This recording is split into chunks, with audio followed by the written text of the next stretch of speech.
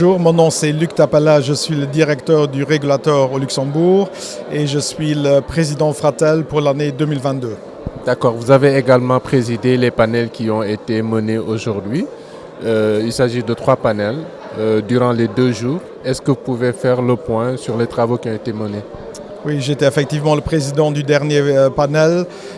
Cette année, le sujet était le service universel qu'on a parlé, qui est très important dans tous les pays du monde. Le service universel veut dire que la connectivité pour tous, mais aussi la connectivité qui doit être abordable et qui aujourd'hui veut dire l'inclusion sociale. Je crois qu'aujourd'hui, avec la pandémie, si je prends par exemple les entreprises ont fermé, les écoles ont fermé, les gens ont travaillé de la maison, les enfants ont été à l'école, enseignement à distance. Et donc, il faut avoir de la connectivité, il faut avoir un service universel qui soit garanti, qui permette, dans des situations de crise comme on l'a vécu, que les gens continuent à travailler, que les enfants continuent à suivre les enseignements. Et donc aujourd'hui, les 2 jours, on a discuté sur ce sujet-là afin que le service universel puisse être déployé partout dans le pays et qu'aussi des régions qui sont un peu plus reculées ou qui sont ruraux puissent être connectivées tout en gardant l'aspect d'abordabilité qui est très important. Il faut que ce soit abordable et il faut que tout le monde puisse avoir accès à ce service-là. Alors, vous êtes le président du Fratel pour l'année 2022. Quelles seront les perspectives? En 2022, les discussions vont se retourner autour de la résilience et autour de la cybersécurité. Il faut voir, avec la pandémie, on a vu que la digitalisation est quelque chose qui bouge très très vite. Aujourd'hui, de plus en plus de choses sont connectées, donc il faut garantir aussi une résilience du réseau, c'est-à-dire aux endroits où aujourd'hui on a un réseau qui fonctionne, il faut garantir une qualité du réseau afin que les gens puissent travailler ou puissent étudier à distance.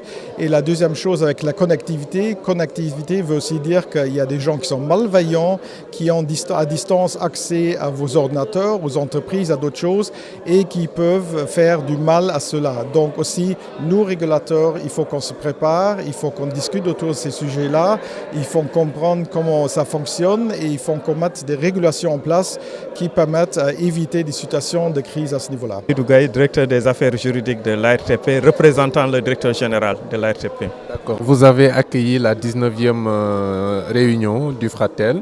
Quel est le message qui est délivré par l'ARTP, particulièrement son directeur général? C'est un message de satisfaction exprimé par le directeur général pour l'honneur qui a été fait, en tout cas au Sénégal, d'accueillir cette réunion hybride, parce que l'année dernière, on a tenu une réunion, mais c'est une réunion virtuelle compte tenu du contexte sanitaire. Donc, au nom du directeur général, nous tenons à remercier tous ceux qui ont bien voulu faire le déplacement, mais tous ceux qui ont suivi, en tout cas, cette 19e réunion en ligne, et qui est plein d'enseignements, parce que le Fratel a organisé 3 tables rondes autour du thème du service universel. Et ce qu'il convient de retenir, c'est que ce service universel-là, c'est un service qui évolue très rapidement parce qu'il suit les besoins des consommateurs. Parce qu'au départ, les définitions qu'on donnait du service universel, c'était des prestations de base, basiques, donc rendues à tout endroit du territoire et comme l'a dit M. Tapela tout à l'heure, à des prix abordables. Voilà. Mais aujourd'hui, on se rend compte que même si les prix doivent rester abordables et l'accès aussi, ça doit être facile, mais ce n'est plus un service basique parce qu'il y a un contenu qui change. L'exemple des pays africains qui ont des préoccupations liées peut-être à des services de contenu, par exemple comme les fintech, en constitue vraiment une parfaite illustration.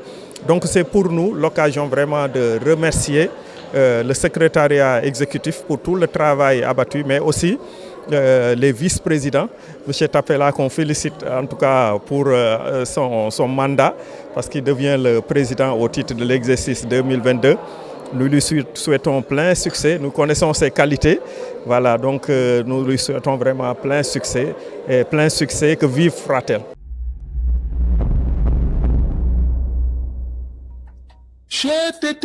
mais yow sa waay yow fu ñu la fekk yaa ngi ci kanamu ordinateur bi wala sa kanamu tablette ba sa téléphone portable lu xew mais damay lire ay information waaw xoolal boo bëggee am ay information yu leer nañ et en temps réel duggal ci www.senegal7.com ay information yu wóor.